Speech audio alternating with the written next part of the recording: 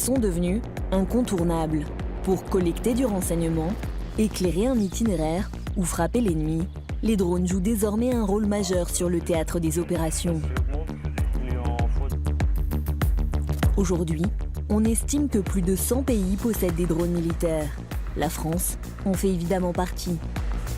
Le drone aujourd'hui, c'est un game changer pour les opérations. C'est-à-dire c'est la capacité pour le soldat de s'affranchir de ses obstacles face à lui. À l'heure actuelle, toutes les opérations menées dans la bande sahélo-saharienne se font avec un drone. Ce qu'il faut retenir, je pense, c'est que dans ces systèmes de drones, on automatise, mais l'homme reste au centre. Au fil du temps, le rôle de ces machines qui ne sont pas autonomes mais dirigées à distance a évolué et leur mission aussi. Dotés des dernières technologies, les drones fascinent et parfois inquiètent.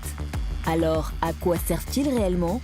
Comment les armées françaises les utilisent-elles et dans quel domaine? Dans ce numéro inédit, le journal de la Défense vous emmène à la découverte d'un monde sous haute surveillance, un monde en perpétuel mouvement.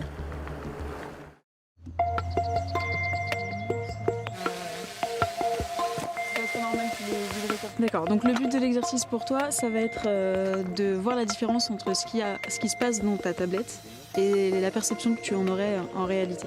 Chaumont, en Haute-Marne. Dans l'enceinte du 61e régiment d'artillerie, la maréchale des logis marines reste sur ses gardes. Instructrice au centre de formation drone, elle ne quitte pas son stagiaire des yeux, ni le nanodrone qui l'apprend à télépiloter, le Black Hornet. Ils ont effectué un vol de prise en main. Après, ils ont fait un exercice pour apprendre à manier un peu les doubles commandes autour des bâtiments. Plus les jours vont passer, plus les exercices vont augmenter en difficulté. Il faut dire que la prise en main du Black Hornet est loin d'être évidente. Ce minuscule hélicoptère de poche américain, utilisé pour recueillir du renseignement de courte portée, mesure 16 cm de longueur pour seulement 33 grammes. Ok, impeccable. Tu peux remonter. Fais gaffe aux arbres.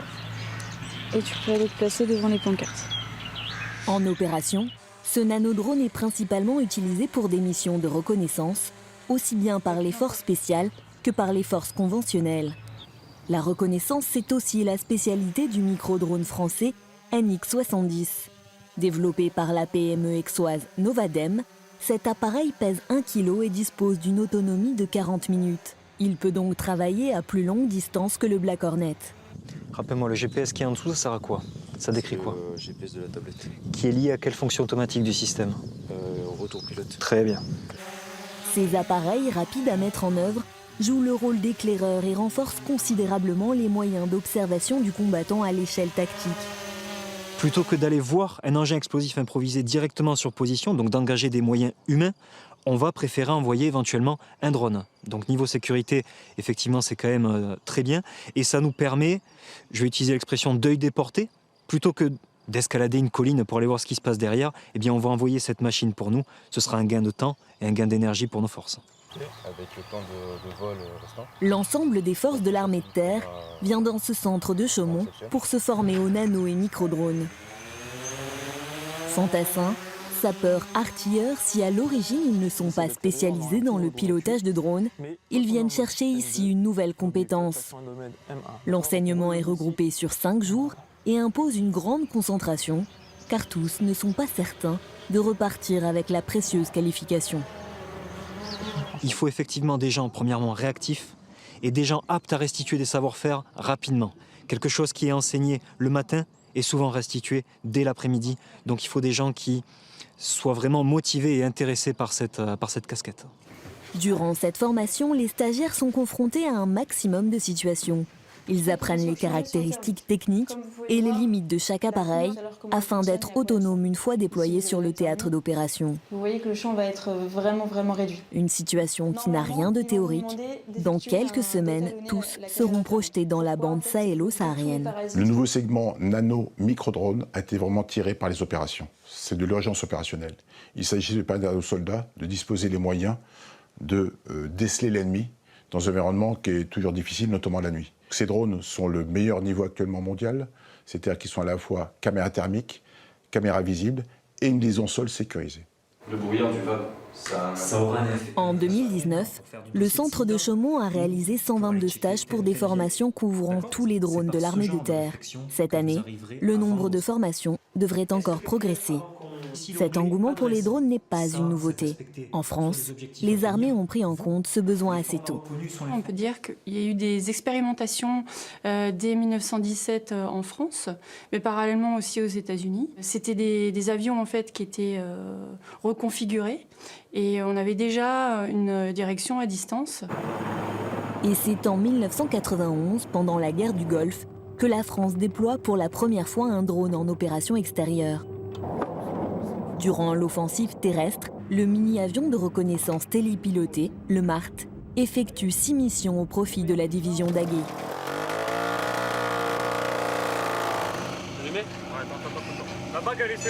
Au fil des ans, la taille, la forme ou encore l'emploi des drones a évolué et les besoins sont toujours plus nombreux. La dotation de nos forces en système de drones est en augmentation constante ces dernières années. Aujourd'hui, le parc actuel est de plusieurs centaines de systèmes de drones, chiffre qui est encore amené à accélérer dans les prochaines années avec des livraisons prévues sur les segments nano, micro, mini et drones tactiques. C'est ce que nous allons constater sur le camp de Mourmelon dans la Marne, auprès de la section technique de l'armée de terre, la STAT.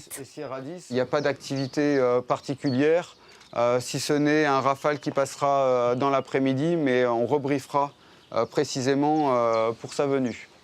Depuis plusieurs jours, cette équipe procède à l'évaluation technico-opérationnelle du SMDR, le système de mini-drones de reconnaissance. Flamme retirée, sécurité moteur, ok.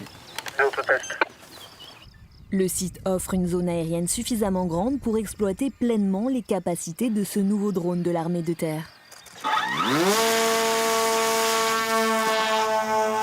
Les tests vont porter sur la vérification de l'autonomie du système, la vérification de la portée, bien évidemment. L'industriel nous donne des caractéristiques techniques, mais derrière, il faut quand même les vérifier. Il faut vérifier la capacité à mettre en œuvre le drone dans des conditions qui ne sont pas des conditions industrielles, c'est-à-dire qu'on est équipé. D'une envergure de près de 4 mètres et d'un poids de 15 kg, le SMDR développé par Thales est surtout 2 fois plus performant que son prédécesseur, le DRAC. Un constat dressé par l'adjudant Damon, ce chef de section mini-drone formé sur le DRAC depuis plus de 10 ans, est venu apporter son expérience des opérations à la section technique de l'armée de terre. Avant sur le DRAC, on était limité à 10 km, alors que là on peut aller au-delà des 25, voire même 30 km/h. Ce qu'on a gagné aussi, c'est en autonomie. Maintenant, on atteint facilement les 2h30, les 3h même, alors qu'à la fin du DRAC, on peinait à arriver à 45 minutes. Grâce à sa liaison de données, le SMDR va pouvoir transmettre en temps réel, de façon fiable et sécurisée, des flux vidéo haute définition, efficaces de jour comme de nuit. La précision de la localisation des données, un paramètre capital que l'équipe contrôle avec minutie. Les utilisateurs sont les utilisateurs des batteries d'artillerie. Donc pour pouvoir tirer sur une cible, il faut que les coordonnées soient précises. Pour faire du renseignement, il faut connaître la validité de la position aussi. Donc c'est primordial de vérifier que les informations de coordonnées soient exactes. Pendant plusieurs semaines, les opérateurs vont étudier différents scénarios afin de s'assurer du bon fonctionnement du système avant son arrivée dans les régiments.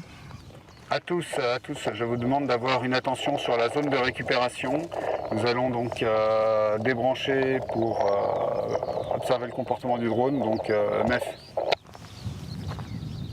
Tu gardes les yeux en permanence dessus. À chaque test, le système est poussé dans ses retranchements. La vigilance est donc de mise. C'est parti. Le drone, pour se poser, c'est un aéronef. Et comme c'est un aéronef, il a besoin de faire un circuit d'atterrissage. Et l'idée était de simuler un problème de liaison de données juste avant cette phase d'atterrissage. C'est bien comporté, le résultat est très bien. Conforme à la documentation technique utilisateur, donc c'est pas de surprise. Très bien. La Direction générale de l'armement a déjà livré 3 systèmes de mini-drones de reconnaissance à l'armée de terre. 10 autres le seront avant la fin de l'année, et ce, conformément à la loi de programmation militaire 2019-2025. Ce drone est devenu quasi indispensable sur les théâtres d'opération, notamment au Sahel, où plus aucune opération d'ampleur ne se réalise sans lui.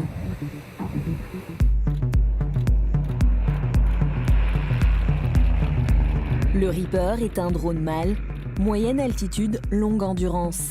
C'est un véritable avion avec des dimensions impressionnantes, 20 mètres d'envergure pour 5 mètres de long et une masse maximale de 5 tonnes.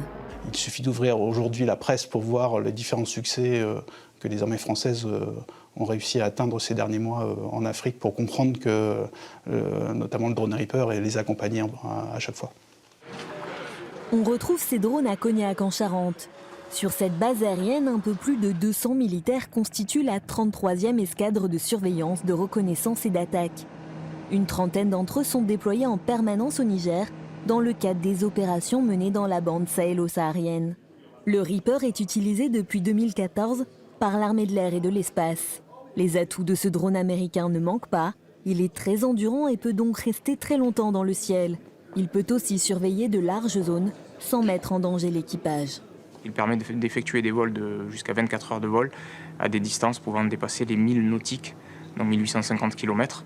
Et donc c'est ce qui permet de rester longtemps en l'air pour obtenir le maximum de renseignements sur l'ennemi. Spécificité française, l'équipage est constitué de 4 personnes. Un pilote, un opérateur capteur, un coordinateur tactique et un opérateur image. Autre spécificité, ces 4 personnes sont toujours déployées sur le terrain, au plus près des opérations, pour rester connectées avec la réalité de la situation. Le fait d'être projeté sur place vous permet d'être psychologiquement et concrètement vraiment disponible pour la mission.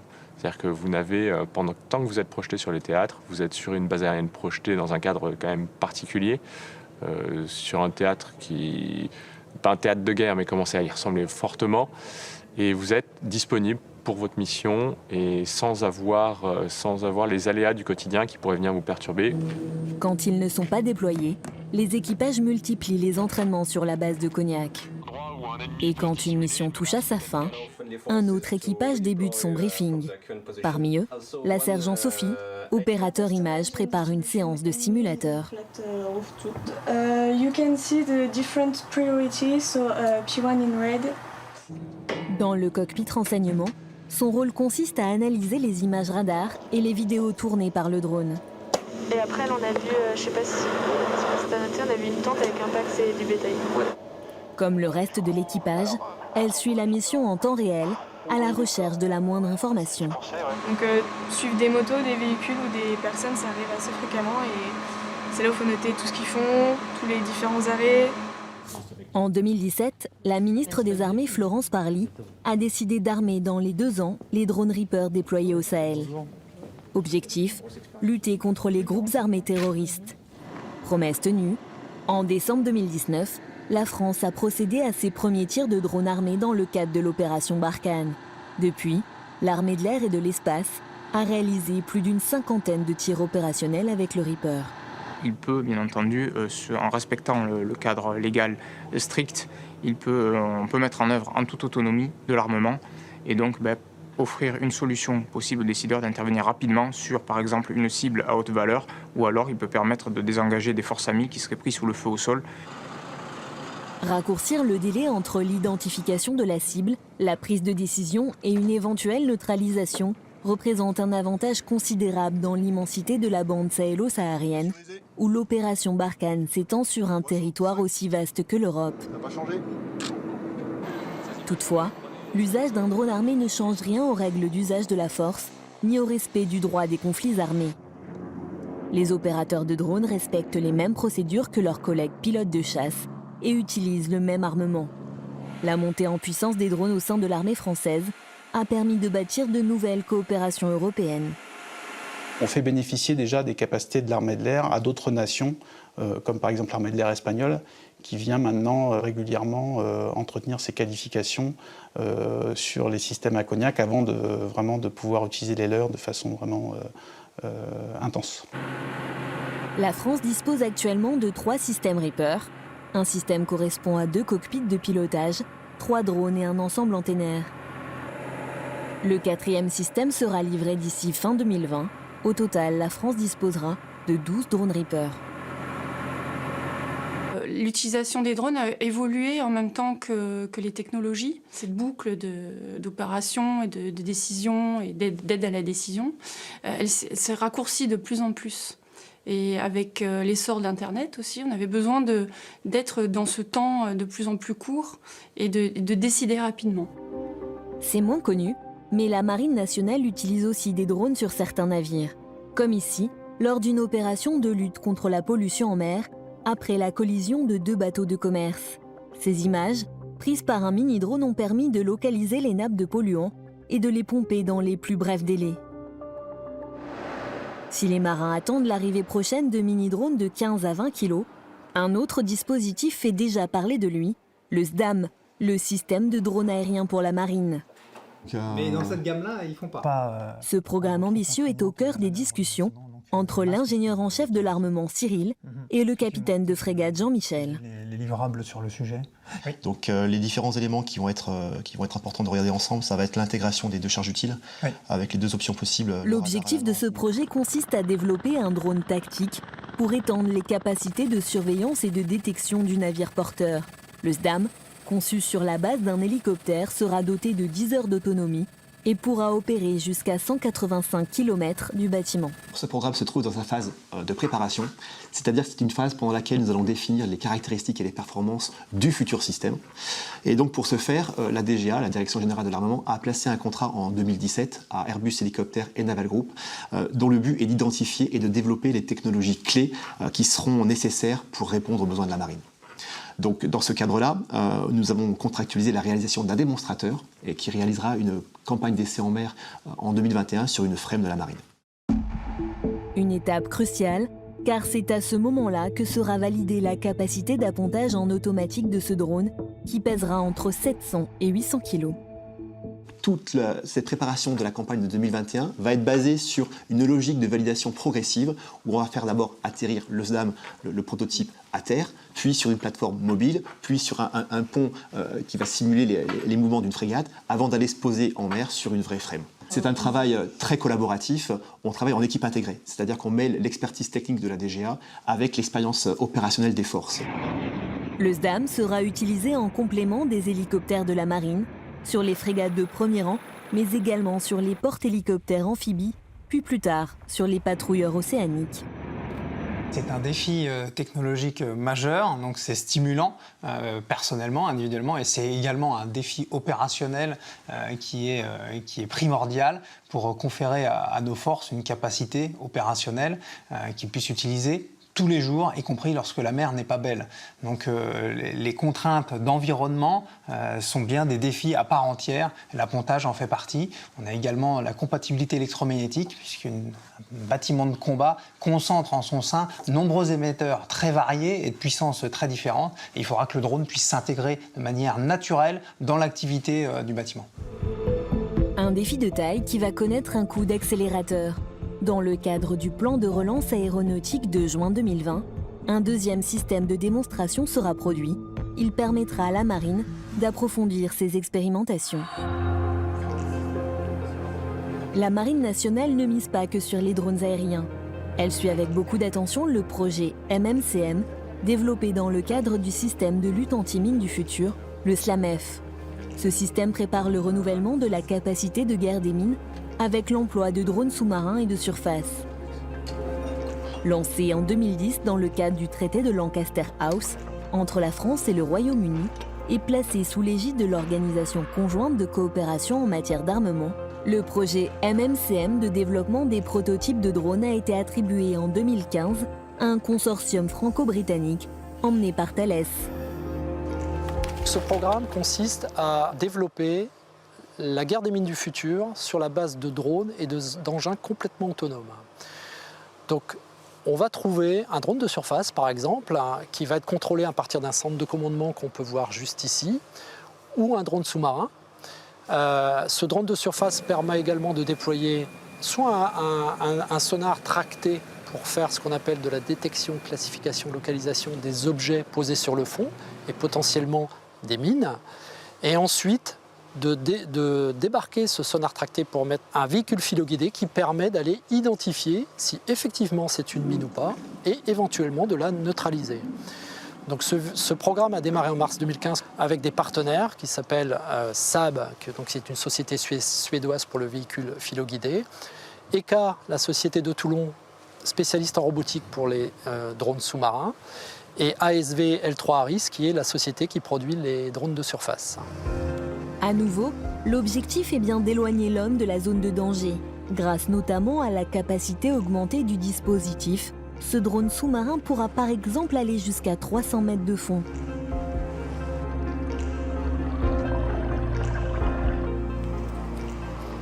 La programmation, la planification et le suivi des missions s'effectuera à partir d'un poste de commandement comme celui-ci, situé jusqu'à 20-25 km de distance. Est-ce qu'on trouve des objets mines possibles sur la zone? Ce centre correspond à la fois à la passerelle d'un bâtiment et à son centre opérationnel. Ces 3 opérateurs peuvent par exemple aujourd'hui faire une mission avec le drone de surface, donc c'est l'opérateur qui se trouve à ma gauche. Il peut également y avoir un autre opérateur qui va gérer les drones sous-marins. Et enfin, un dernier opérateur qui est ici, qui lui va traiter les données du sonar. Dans ce container hautement sécurisé, capable de traiter des données secret défense, les opérateurs vont pouvoir s'appuyer sur l'intelligence artificielle. On a une base de données, et la base de données utilise des opérations d'intelligence artificielle pour dire à l'opérateur cet objet est très probablement de type mine X ou Y. Et ça l'aide énormément. Ce PC et tous les systèmes, y compris le drone de surface de 12 mètres, ont été conçus pour embarquer dans un A400M afin d'être déployés en 48 heures sur un théâtre d'opération. Un gain de temps considérable quand on sait qu'il faut une quinzaine de jours aujourd'hui à un chasseur de mines tripartite pour réaliser cette opération. Ce sont ces bâtiments que le programme SLAMEF va remplacer. Dans la guerre des mines, ce que va faire le SLAMEF, c'est notamment pour les fonctions militaires, c'est surveiller en permanence les accès de Brest, de Toulon, pour s'assurer que tous les bâtiments militaires, et notamment la dissuasion, puissent continuer à agir.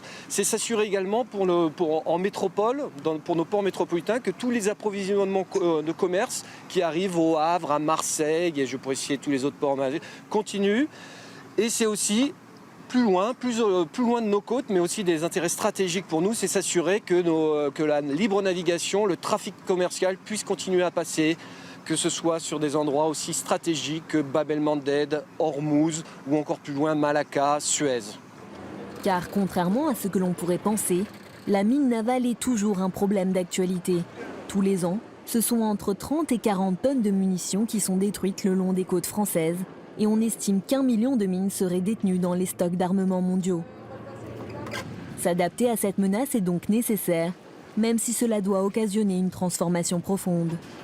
Il faut changer notre manière de former le personnel, il faut changer nos modèles de ressources humaines, il faut changer nos doctrines, nos manières d'opérer, parce que c'est pas toujours forcément intuitif pour des gens qui ne sont pas acculturés à ce niveau-là, mais en passant d'un système comme le chasseur de mines, où en fait vous regardez devant vous, à un système avec les drones où vous regardez sur les côtés et en étant proche du fond, je n'irai pas que tout s'effondre, mais en tout cas une bonne partie de nos acquis théoriques sont à revoir. Une nouvelle histoire à écrire donc, où le marin restera un personnage central.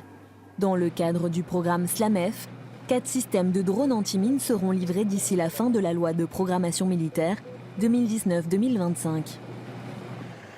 Comme dans le monde civil, l'utilisation des drones est appelée à se démocratiser au sein des armées. Certains drones commerciaux sont utilisés par les forces, par la gendarmerie de l'air à Orléans par exemple. Ok, tu peux jeter le drone.